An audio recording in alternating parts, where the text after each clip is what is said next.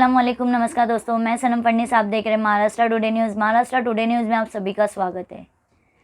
आम जनता पार्टी ने आज रखी थी प्रेस कॉन्फ्रेंस रखने का क्या रीज़न था, देखिए इस वीडियो में। सभी यहाँ पे आज जमे हुए पत्रकार बंधु और बहनों, मैं आम आदमी पार्टी की ओर से आपको तहे दिल से नमस्कार करता हूँ, शुक्रगुजार करता हूँ आप यहाँ पे आए इसके लिए।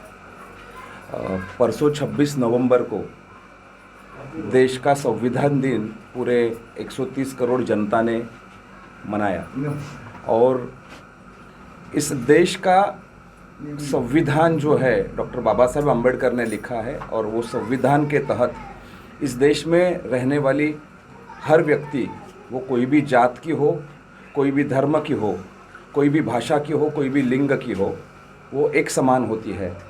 और यही चीज़ लेके बाबा साहब ने संविधान बनाया था।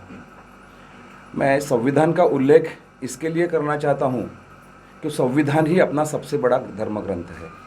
बाकी वैयक्तिक स्तर पे हम जो धार्मिक कार्य करते हैं, जो श्रद्धा होती है, वो वैयक्तिक स्तर पे होती है।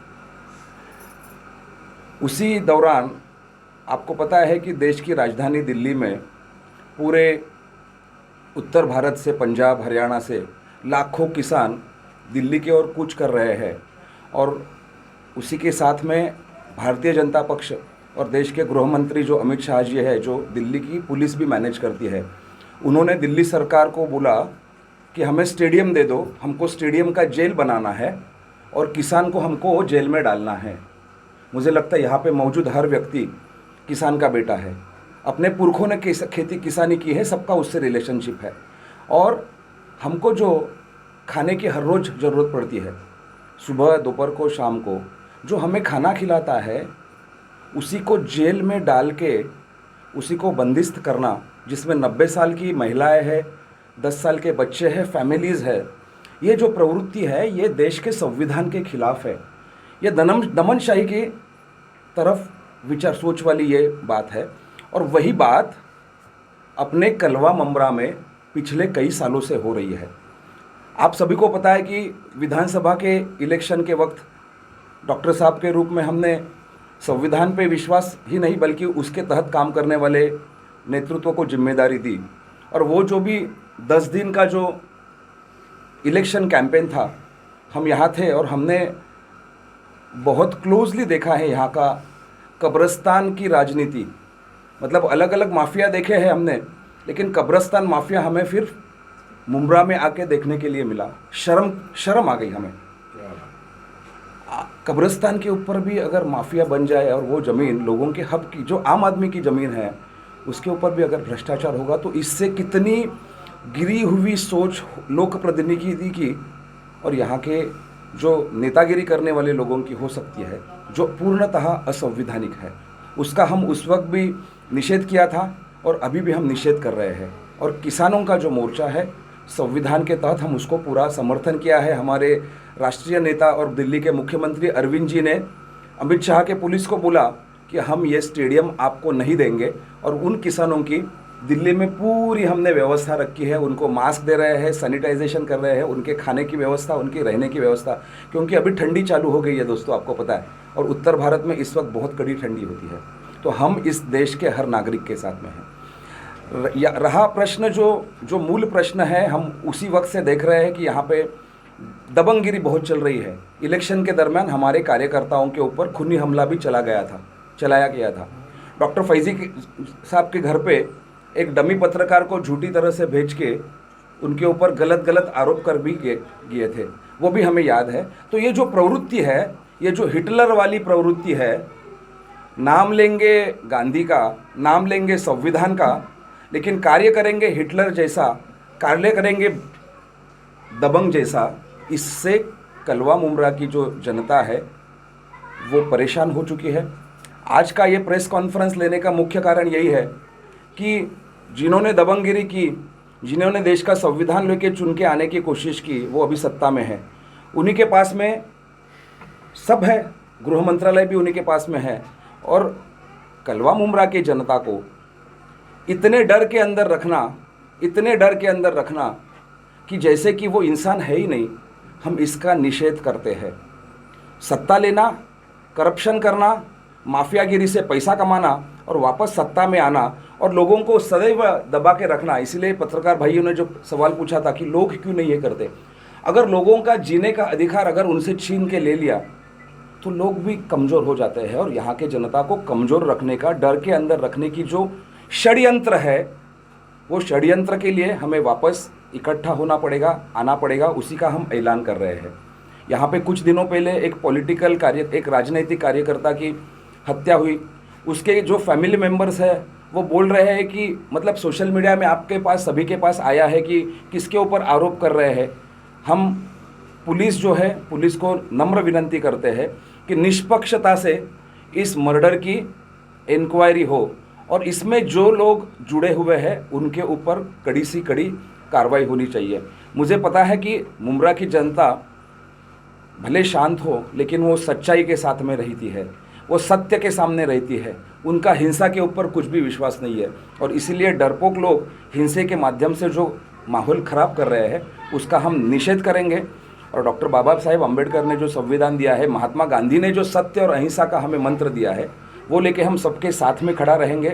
कितना भी बड़ा सामने वाला गुंडा हो, किसी के नाम लेने की भी ज़रूरत नहीं है हमें, आप सभी जानते हैं उनको। उनके सामने हम गांधीगिरी करके, उनकी जो निष्क्रियता है, उनकी ये जो हिटलर की राजनीति है, उसको हम शांततामय मार्ग से सभी लोगों को साथ में लेके शांति से खड़े रहेंगे। मैं इतना कहना चाहता हूँ। और लास्ट मुद्दा ये है कि जो लोग सवाल पूछ रहे हैं इस व्यवस्था के खिलाफ, जो लोग सवाल पूछ रहे हैं उनके ऊपर झूठी केसेस डालना ये शोभा नहीं देता, किसी भी नेताओं को ये शोभा नहीं देता। अभी कुछ लोगों ने तड़ीपार की बात की। तड़ीपार इस देश में कौन है सब कुछ पता है। जस्टिस लोया के मर्डर केस में क्या हुआ वो सब इतिहास है। और उसी के बारे में कुछ नेताओं ने यहाँ के बहुत बड़ा पॉलिटिकल स्टंट किया था और वो अभी यहाँ के सवाल पूछने वाले लोगों को तड़ीपार की नोटिस देने के लिए प्रयत्न कर रहे हैं। ऐसा हमें सुनने के लिए आया। इस घटना का हम निषेध करते हैं। सवाल पूछने वाले लोगों को आप प्रेशर डालेंगे, झूठे इल्ज़ाम लगाएंगे और उनको उधर किधर भी अटकाने की कोशिश करने वाले प्रवृत्ति का हम सदैव निषेध करते आए हैं। और अंत में मैं ये कहूँगा कि आम आदमी पार्टी जो है, दिल्ली में भी ऐसे ही दबंग बहुत सारे थे, वहाँ पे तो हमें चैलेंज किया गया। कांग्रेस ने हमें उन्हें वहाँ पे चैलेंज करके किया कि आप में अगर दम है तो आप खूब सत्ता में आके प्रश्न छुड़वा के दिखाइए। हम सत्ता में आए 2015 में। कांग्रेस कहाँ है दिल्ली में आपको पता है। और कांग्रेस के महाराष्ट्र के जो बाकी पक्ष है उनको मैं आज के इस पत्रकार परिषद के माध्यम से, आज ही उन्होंने महाविकास आघाड़ी सरकार जो है उन्होंने 1 साल पूरा किया है, उनको हम शुभेच्छा धन्यवाद तो देंगे ही देंगे क्योंकि वो चुन के आए हुए लोग हैं। लेकिन उनको एक इशारा भी देते हैं कि संविधान के तहत कृपया राज्य चलाइए, दबंगगिरी मत करिए, नहीं तो इस देश की जनता साथ में आएगी, मुंब्रा की जनता साथ में आएगी और हम उनके कंधे पे कंधे लगा के उनके साथ में खड़ा रहेंगे। कितने भी बड़ी तोप व्यक्ति हो, बिना डरे हम उसका प्रतिकार करेंगे। शुक्रिया। डॉक्टर साहब, देखिए, ये आज जो बुलाया गया था प्रेस कॉन्फ्रेंस इसलिए था कि डर का और खौफ का माहौल कोई पैदा करने की कोशिश नहीं करे, क्योंकि आवाम जो है ना वो ज़्यादा उनसे डर पैदा कर देती है, जैसे कुछ दिन पहले भी किया था। ठीक है, ईवीएम से जो निकला वो हम लोग उसको एक्सेप्ट करते हैं जो कुछ हुआ, लेकिन आवाम खौफ पैदा करने की ताकत सिर्फ आवाम में है और आवाम ही सर्वोपरि है, जिसको कहते हैं सबसे ऊपर जो है वो सर्वोपरि वो आवाम ही है। कुछ दिन पहले, 4-5 दिन पहले जमील शेख का मर्डर का होना और उनके सीधा कोई मुजरिम तो नहीं है लेकिन मुलजिम ज़रूर है जिस पर इल्ज़ाम है, और इल्ज़ाम लगाने वाला कौन है? उनके अपने घर के लोग, उनके जितने रिश्तेदार हैं। सिर्फ एक ही आदमी के ऊपर है, वो एनसीपी के ऊपर जा रहा है। और एनसीपी का पहले भी बहुत सारे इल्ज़ाम, मर्डर का अगर हम नाम लें तो बुखारी साहब का शायद आप लोगों ने नाम सुना होगा। एक बड़ी शख्सियत थे बुखारी साहब, बहुत बड़ी शख्सियत उस महाराष्ट्र की थी, और उनके भी मर्डर में किन लोगों का, किस पार्टी का नाम आया है शायद आप लोगों को खूब अच्छी तरह पता होगा। सेम ही इसका आया है।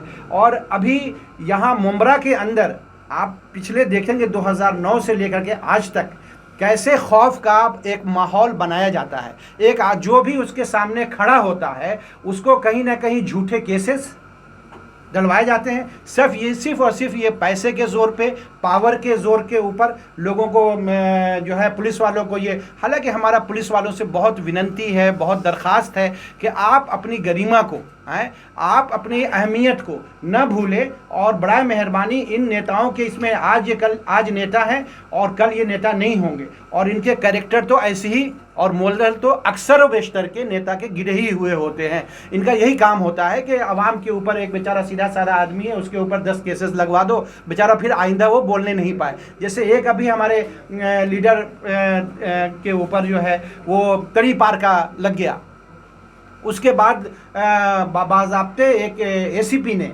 बुला करके क्या क्या नहीं कहा कि उसके पैर पकड़ लो और फलां कर लो और फलां कर लो, ठीक है, मिल के जाओ, कमाओ, खाओ, मतलब इतने, लेकिन वो आदमी झुका नहीं। और लेकिन एक अच्छी बात यहाँ मुमरा की ये रही कि कम से कम यहाँ पर काफ़ी NGOs ने भी और बड़ी बड़ी ऑर्गेनाइजेशन ने भी उसको कैरेक्टर सर्टिफिकेट दे करके उसकी एक कहीं ना कहीं अहमियत को बरकरार रखा और उनको नीचा दिखाया जिन्होंने उसके खिलाफ तरी पार का एक साजिश रचा था। और हम ये जानना चाहते हैं यहाँ पर कि इस किस्म की चीज़ें क्या वो आइंदा भी करते रहेंगे, क्योंकि अब तो आ रहा है इलेक्शन का ज़माना, इलेक्शन बहुत करीब है, सिर्फ 1 साल हमारे पास अब बचे हैं। हमारा जनवरी फरवरी में जो है हमारा इलेक्शन आ जाएगा 2022 में इसमें। और हम आवाम को कहना चाहते हैं कि देखिए, आज बड़े बड़े नेता जो आपके लिए खड़े होते हैं उनके खिलाफ जब इस किस्म से होती है तो 1 बाय 1 सबको टारगेट किया जाएगा। आवाम से है कि देखिए, आपका कुछ नहीं बिगड़ेगा, एक बार आप चेंज करके देख लीजिए,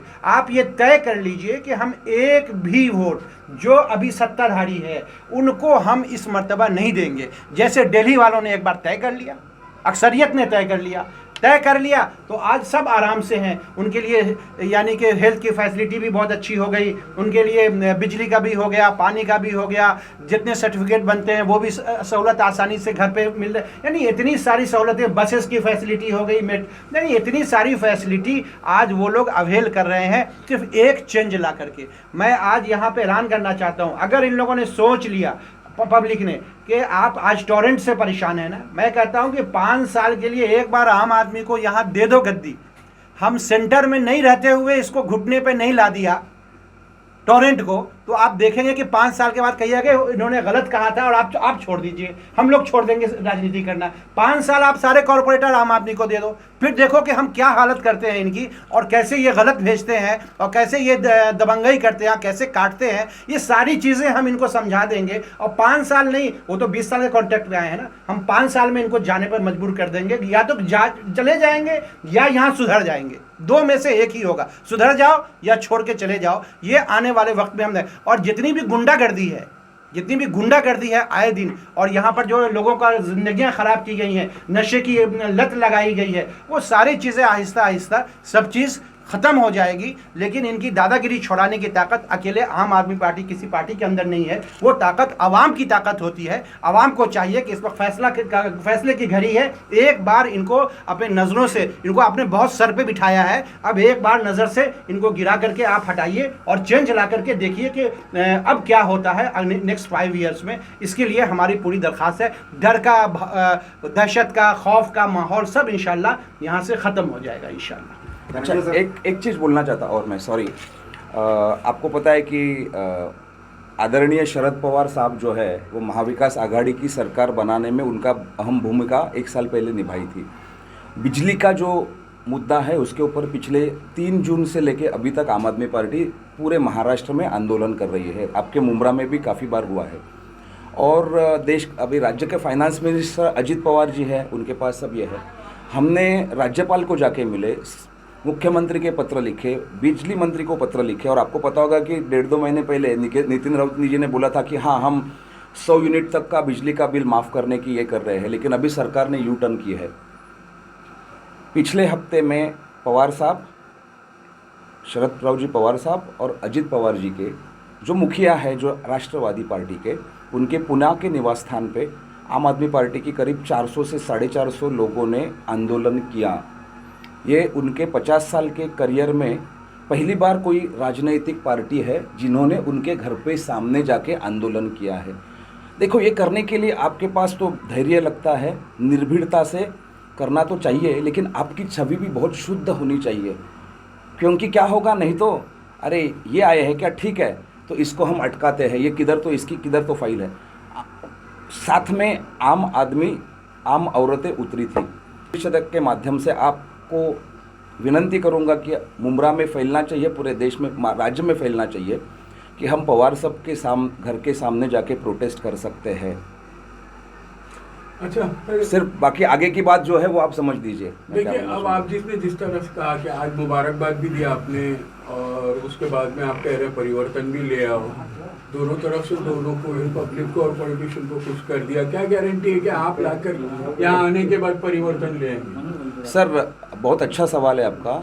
हमने दिल्ली में, मैं आपको जैसे रेफरेंस दिया कि कांग्रेस पार्टी के नेता ने दिल्ली में हमें चैलेंज कर दिया कि आप दिखाओ, आप सिर्फ आंदोलन करते हो, आप सिर्फ बड़ी बड़ी बातें करते हो, सत्ता में हमसे लड़ो, चुन के और करके दिखाओ। पिछले 6 साल में दिल्ली में आम आदमी पक्ष ने क्या करके दिखाया है आपको सभी को पता है। देश में सबसे सस्ती बिजली जो है वो दिल्ली में मिलती है, बल्कि दिल्ली में बिजली का मैन्युफैक्चर नहीं होता। हमने दिल्ली में जो किया है वो हम महाराष्ट्र में, हम थाने में करके दिखाएंगे। दूसरी है, वहाँ वो दाल बाटी खाते हैं, यहाँ पे धान चिकोरी खाते हैं। तो यहाँ की परिस्थिति के हिसाब से बताइए, यहाँ क्या परिवर्तन? यहाँ पे पानी का मुद्दा नहीं है, यहाँ पे रोड का मुद्दा नहीं है। अभी आप जो जिस रास्ते से आए, कितना कचरा पड़ा हुआ है। परिवर्तन आप लोग लाए, आपने आंदोलन भी किया, आपने अर्जियां भी दिए, हाँ, और लोगों से निवेदन भी किए, कितना परिवर्तन लेके आए? क्या जैसे MSCDC का क्या हुआ, पानी का क्या हुआ, रोड पे जो अभी देखिए, जो भी हम करना चाहेंगे आगे जाके वो भारत के संविधान के तहत ही करेंगे। हम अहिंसात्मक मार्ग से ही करेंगे। सत्ता चाहिए, सत्ता आपको, मतलब हम सबको साथ में लेके जाएंगे। सत्ता के सिवा इनको परिवर्तन करके दिखाने का दिल्ली मॉडल बन चुका है। हम बोलते हैं कि हम महाराष्ट्र में या थाना में भी या मुंबई में भी दिल्ली जैसा काम करके दिखाएंगे। सर, आपसे वही सवाल करना चाहता था। महाराष्ट्र में आप सत्ता में नहीं है, आप विपक्ष में हैं, इसलिए आप आवाज़ उठा सकते हैं, आंदोलन कर सकते हैं, परंतु आप दिल्ली में पूर्ण बहुमत की आपकी सरकार है और माइनॉरिटी ने एक बड़ा भरोसा आपके ऊपर किया कि उससे सबूत है अमानतुल्लाह खान साहब इतनी बड़ी लीड से जीते। उसके बावजूद देखा जाए, माइनॉरिटी ने जो आपके ऊपर भरोसा किया था उसमें कहीं भी, चाहे आपके पार्षद ताहिर हुसैन का मामला देखा जाए या आपके जो JNU के स्टूडेंट थे उमर खालिद, उनके केसेस में अप्रूवल देके गवर्नमेंट कहीं शक के दायरे में नहीं आती। लोग यहाँ पे हमसे सवाल करते हैं कि गवर्नमेंट को जिस तरह माइनॉरिटी का विश्वास जीतना चाहिए था, उस तरह गवर्नमेंट उनके साथ में खड़ी नहीं है या नहीं कर पा रही माइनॉरिटी के को सेफ फील कराने का जो काम है। इसमें क्या है, आपको पता है कि पिछले 6 साल से देश में क्या हो रहा है धर्म के नाम के ऊपर। हमारे शुरुआत के 2015 से लेकर 2018 में हमारे करीब 24 MLAs के ऊपर धर्म के ऊपर ही गलत ये करके, गंदी राजनीति करके भारतीय जनता पक्ष ने हमें फंसाने की कोशिश की। क्योंकि देखो, आपको पता है कि सोशल मीडिया की बहुत ही शैतानी सिस्टम उनके पास है, मीडिया उनके पास है। आपको पता है कि परसों के दिन में जी24 तास का जो संपादक है आशीष यादव जी, उनको इतना प्रेशर डाला, उसको रेजिग्नेशन देना पड़ा। मैं ये कहना चाहता हूँ कि हमारे ऊपर जो जो आरोप हुए, जो जो कॉन्स्पिरेसी की, उससे सभी इससे हमारे 24 आमदार बाहर आए। मैं आपको सिर्फ इतना कहूँगा, मैं इसलिए देश का संविधान की बात कर रहा है। हम खुद अमानतुल्लाह भाई के साथ में ओखला में काम किया है, अमानत भाई यहाँ पे भी आए थे, और हमने जो बातें की वही हमारी मैनिफेस्टो का भी हिस्सा भी था। हम कोई भी कितना भी प्रेशर आए तो भी हमने लाइन नहीं छोड़ी है। ताहिर हुसैन आपकी पार्टी के पार्षद थे, उनके बिहाफ में या दूसरे केसेस में आपने माइनॉरिटी का विश्वास जीतने के लिए क्या किया वहाँ पे? नहीं तो हम साथ में हैं ताहिर हुसैन के साथ में, उसको संवैधानिक अभी मामला जो है। ठीक है धनंजय जी, आप कह रहे हैं जो पोलराइजेशन का माहौल 6 साल से भाजपा ने पूरे देश में बनाया है, लेकिन कहीं ना कहीं दिल्ली में दिखाई दे रहा है अरविंद केजरीवाल सॉफ्ट हिंदुत्व की राह पर चल पड़े हैं चुनाव के दौरान से ही। उस वक्त उन्होंने हनुमान चालीसा पढ़ा जय श्री राम के जवाब में, और दिवाली के दौरान उन्होंने मंदिर में जाकर के पूजा की और समस्त दिल्ली वासियों को अपील भी की कि वो पूजा में शामिल हो। आज तक कहीं पर भी किसी भी अन्य दूसरे धर्मीय कार्यक्रम में सार्वजनिक रूप से जाके केजरीवाल जी ने जो है समता एकता का कोई ऐसा संदेश नहीं दिया जब से सरकार बनी है। आप सर, तो कहीं ना कहीं आप भी और आपकी पार्टी भी जो आप है वो सॉफ्ट हिंदुत्व की राह पर चल रही है, ये साफ दिखाई पड़ रहा है। तो ऐसे में फिर आप भाजपा को जो है कट्टर हिंदुत्व के नाम पर जो है वो वातावरण खराब कर रही है, ये आरोप कैसा लगा सकते हैं? जी, आपके पास मेरे ख्याल से आधी अधूरी जानकारी है, क्योंकि यही सवाल मुझे काफ़ी हमारे पत्रकार मित्रों ने पूछा, काफ़ी हमारे मुस्लिम, जैन, पंजाबी फ्रेंड्स ने पूछा। कुछ लोगों ने तो हमें कुछ ऐसे लाइन ही बना के जो उनके जहरीली फैक्ट्री से आई थी हमारे ऊपर ठप्पा मारने की कोशिश की। तो उन दोस्तों को मैं ये मोबाइल जानबूझ के देख रहा हूँ, एक वीडियो है उसमें फैक्ट्स है, मैं आपके सामने पेश करना चाहूँगा और इसके बाद में ये मैं फैक्ट्स आपके साथ में शेयर भी करना चाहूँगा। कि आपने बोला कि एक ही धर्म के लिए ये किया, दूसरे धर्म के लिए वो नहीं किया, तो ये सारा हम नहीं कह रहे एक हाँ, धर्म तो ये और झूठ दूसरा है। धर्म, अगर हम नहीं ये कह रहे, सुनिए ना हम भाई, नहीं कह रहे, आपकी जो पार्टी की लाइन चल रही है, शीर्ष नेतृत्व जो लाइन लेकर के चल रहा है, मैं वही बोलना चाहता हूँ, उस लाइन पर उंगली रखी। मैं आपको मैं वही कहना चाहता हूँ कि ये लाइन जो है ये शैतान के जहरीली मशीन से आया हुआ ये लाइन है। शैतान का मतलब क्या होता है? वो शैतान झूठ ही बोलता है, वो तो जहर ही फेंक रहा है। ऐसी बात नहीं है, हमारी कथनी और करनी में अंतर है क्या? साहब हेडलाइन बनी थी, आप कैसे बोल रहे हो तो वो शैतान का प्रचार? तो वही है ना, गलत चीजें भेजना, अच्छे दिन की बातें करना, और अल्टीमेटली इनकी नियत क्या है ये देखा है। और कितना देखना चाहिए आपको? आप मुझे बताइए यहाँ पे, और कितना बातें मतलब देखनी चाहिए आपको? नहीं सेक्युलर कह रहे हैं आप लोग। देखिए चर्चा के मतलब- एक चीज़ मैं बोल इसका जवाब दे देता हूँ। जी, जहाँ तक सवाल है, हम डेवलपमेंट के मामले पे मुद्दे पे आए थे ना। डेवलपमेंट का फ़ायदा सबको मिल रहा है, हिंदू, मुस्लिम, सिख, ईसाई, जैन, सिंधी, सबको मिल रहा है। और जो फंक्शन आते हैं, फेस्टिवल आते हैं, हमें भी अपना राइट है अपने ईद के ऊपर। ठीक है, एक मिनट, एक मिनट, देखिए, नहीं, एक मिनट। हर ने देखिए, उसका इंडिविजुअल एक अपना एक लाइफ है, उसमें हम आज जा रहे हैं पर्टिकुलर इसमें अपने फंक्शन के अंदर, तो उससे मतलब नहीं है।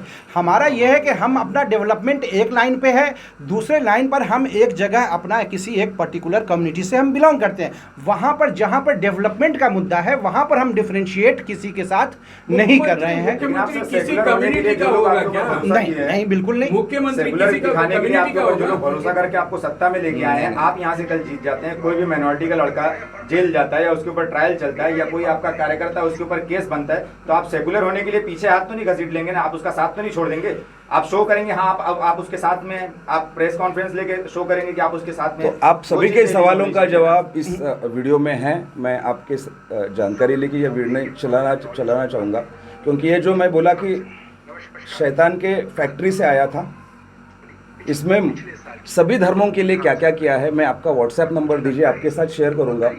हम एक दूसरे का, आप जानते हैं, हम पिछले 1-1.25 साल से, वीडियो मत दिखाया ना, हाँ, आप खुद तो जानते हैं। मुद्दा क्या है, तो इसलिए मुद्दा कहना चाहता हूँ। आप पार्टी को भी आरोप था, आप पार्टी का भी आरोप था कि मीडिया ने उनका साथ नहीं दिया, तभी सोशल मीडिया ही आपके साथ चला। नहीं, मैं क्या बोल रहा हूँ, हम सत्य के साथ में रहेंगे। आपने बहुत आज अच्छा उसको सवाल शैतान पूछा। का प्रचार कर रहे हैं। हम सच्चाई के साथ में, कोई भी लड़का हो, कोई भी व्यक्ति हो, अगर उसको टारगेट करके अंदर फंसाने की कोशिश की होगी तो आम आदमी पार्टी उसके साथ में खड़ा रहेगा। बहरहाल ये खालिद का केस तो क्लियर दिख रहा है ना, माना कि एनआरसी और सीए के टाइम पे नहीं, इलेक्शन दिल्ली टाइम शहर था। मैं क्या पूरा बोलना जल चाहता गया। हूं? सुनिए सर, दिल्ली शहर पूरा जल गया, केजरीवाल क्यों नहीं बोले? ये गलत है आपकी बात। ये शायद आपको, मैं आपका बहुत इज्जत करता हूँ, लेकिन आप आधी अधूरी ये बताइए, वन साइडेड कार्रवाई हुई है, ज्यादा One sided देखिए एक चीज़ मैं बताऊं कि और दूसरी चीज यहाँ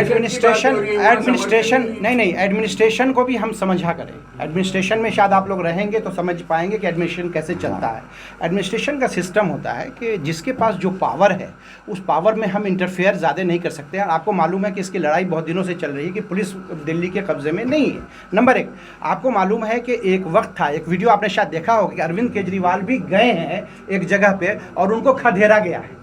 ये कह करके देखिए, अब समझ, वहाँ के मुख्यमंत्री देखिए, जब उनका शहर है जल रहा, पुलिस नहीं होने की वजह से जब पुलिस को हमने मैदान नहीं दिया। हाँ, अमित शाह की पुलिस को अपने मैदान नहीं, वो स्टेडियम नहीं दिया जेल बनाने के लिए। अभी आपने कहा है, तो मतलब आपका कुछ तो पावर, सीएम आपका है तो आपके पास। तो मुद्दा क्या है कि दिल्ली की धनंजय जी यहाँ पर आ जाते हैं, मुमरा कौन सा के मुद्दों पर, एक मिनट, आपने पूछा है ना, 2 बार पूछा, जरा उनको बात करें, बोलिए ना। वही लोकल मुद्दा। धनंजय शिंदे साहब और फैजी साहब, 2019 में विधायक का चुनाव हुआ, पार्टी का आपका यहाँ संगठन नहीं था, कुछ नहीं था, जो भी था आपके हिसाब से 30,500 वोट जो है कलवा मुमरा के लोगों ने दिए, खास करके मुमरा गौसा का बहुत बड़ा उसमें योगदान रहा है। आपकी पार्टी की तरफ से एज ए विरोधी पक्ष की मुहर लोगों ने आप पर लगाई थी, और विरोधी पक्ष के नाते आपने शहर को अब तक क्या दिया? जी, आपको ये मालूम होना चाहिए कि देने और लेने की बात तब होती है जब कोई पावर में होता है, वही दे सकता है। दूसरे जब तक विपक्ष होंगे, मैंने कई बार लोगों को कहा, शायद सुना भी होगा कि मनमोहन सिंह 10 साल प्लानिंग कमीशन के चेयरमैन थे, 2 टर्म, 10 साल रिजर्व बैंक ऑफ इंडिया के 2 term reserve bank of India के गवर्नर थे, और 10 साल प्राइम मिनिस्टर थे। लेकिन आज के डेट में जब पावर में नहीं है तो उनके अपने एक पर्सनल छोटे काम को भी कराने के लिए उनको ऑफिसेज में जाके चक्कर लगाने पड़ते हैं, जैसे नरसिम्हा राव को भी, हर प्रधानमंत्री को। यानी पावर का ये इस्तेमाल होता है, जो पावर में होता है वो एक प्रधानमंत्री जो इतना पढ़ा लिखा हुआ, पूरी दुनिया इज्जत करती है मनमोहन सिंह की, वो भी नहीं कर सकते। तो पावर का ये वैल्यू होता है, जो पावर में होता है काम उनको करना है। हमारा काम सिर्फ ये है कि जो इश्यूज है उस इश्यूज को हम कितने अच्छे से हाईलाइट कर सकते हैं, बस इतना ही हमारा काम है, वो हम अच्छे से करने की कोशिश कर रहे हैं। That's all. नहीं, हाईलाइट का मतलब क्या, वो प्रोसेस क्या है, क्या हाईलाइट करना? हाईलाइट का मतलब ये होता है कि जिस चीज को आप ब्लैक एंड व्हाइट में कर रहे हो, जिस चीज को आप आवाज उठा करके आवाम तक पहुंचाने की कोशिश कर रहे हैं, दिस इज कॉल्ड हाईलाइट। म्हणजे आमचा एक नारा है, कौन बनाता है हिंदुस्तान? देश का मजदूर, किसान और आम आदमी, वही तो बनाता है ना हिंदुस्तान। खाना खिलाने के लिए अडानी अंबानी नहीं जाती है। हे रिपीट करा हिंदीमध्ये, हीच भूमिका हिंदीमध्ये रिपीट। चालेल, धन्यवाद। 1 साल पहले विधानसभा के इलेक्शन के दौरान हमने डॉक्टर फैजी साहब के माध्यम से, जिनका बैकग्राउंड आप सभी को पता है कि यूनाइटेड नेशंस में काम किया है, पॉपुलेशन साइंस में उनका PhD है, तो उनको उनके रूप में एक कॉमन आम आदमी को हमने उम्मीदवारी दी थी, और यहाँ के प्रश्नों के खिलाफ हम निर्भीड़ता से खड़े हुए। लोगों ने हमारे ऊपर विश्वास रखा। मैं तो बोलता हूँ कि आम आदमी पार्टी की जीत हुई है 30,500 वोट सिर्फ 11 दिन में ये करके। और सामने वाले जो भी उम्मीदवार चुन के आए, उनकी क्या अवस्था हुई थी उसके वीडियोस भी घूम चुके हैं। क्या नाटक किया उन्होंने, नाटक बना के ये तो मैं ड्रामा कर रहा था, वो सब जगह पे लीक हुआ है। हम इस प्रेस कॉन्फ्रेंस के माध्यम से आप सभी को आश्वस्त करने आए हैं कि हम वही सोच लेके यहाँ के जो लोकल इश्यूज़ है, हम सत्ता में आने के लिए यहाँ के लोगों को हमारे साथ जुड़ने के लिए आह्वान करते हैं। जो अच्छे लोग हैं, जो राजनीतिक क्रांति में सब शामिल होना चाहेंगे, पत्रकार हो, डॉक्टर हो, वकील हो, इंजीनियर हो, हाउसवाइफ हो, स्टूडेंट्स हो, हम उनसे विनंती कर रहे हैं कि अब हमारे साथ में जुड़िए। आइए, आम आदमी की पार्टी के साथ में लड़ाई लड़िए, इलेक्शन लड़िए, हम जीत के आएंगे। और क्योंकि हमारा विकास जो है, मुमरा की जनता का विश्वास, ये मुमरा के जनता ने चुने हुए लोक प्रतिनिधि आम आदमी पार्टी के माध्यम से हम करेंगे, और अच्छा एक नया मॉडल करके दिखाएंगे 5 साल में, जो पिछले 70 साल में भी नहीं हुआ। सभी पार्टियों को चांस दिया है आपने। तो इस माध्यम से हम ये प्रश्न सुलझाने की कोशिश करेंगे, क्योंकि हर चीज़ के लिए डॉक्टर साहब ने जैसे बोला कि यहाँ का 100 करोड़ रुपया भी इस्तेमाल नहीं किया, तो जो इलेक्टेड रिप्रेजेंटेटिव्स है उनको सरकार चलाने को ही नहीं आती। 100 करोड़ बहुत बड़ी चीज़ होती है। मुझे लगता है 100 करोड़ में से 25 करोड़ भी अगर इस्तेमाल करेंगे तो मुमरा के बहुत सारे प्रश्न छूट सकते हैं। इसके लिए कुछ बड़ी चीज़ों की ज़रूरत नहीं होती, कॉमन सेंस की ज़रूरत होती है, लेकिन उनका आर्थिक व्यवहार, आर्थिक हित संबंध इसमें बीच में आता है। इनकी नीयत का सवाल है, इनकी नीयत खराब है। हम अच्छी नीयत से, ईमानदारी से काम करने के लिए आए हैं। अगले 1.25 साल में हम ईमानदारी से काम करेंगे और उनको इसी ग्राउंड पे, इसी एरिया में उनको हम पराजित करेंगे, यह हमें आत्मविश्वास है।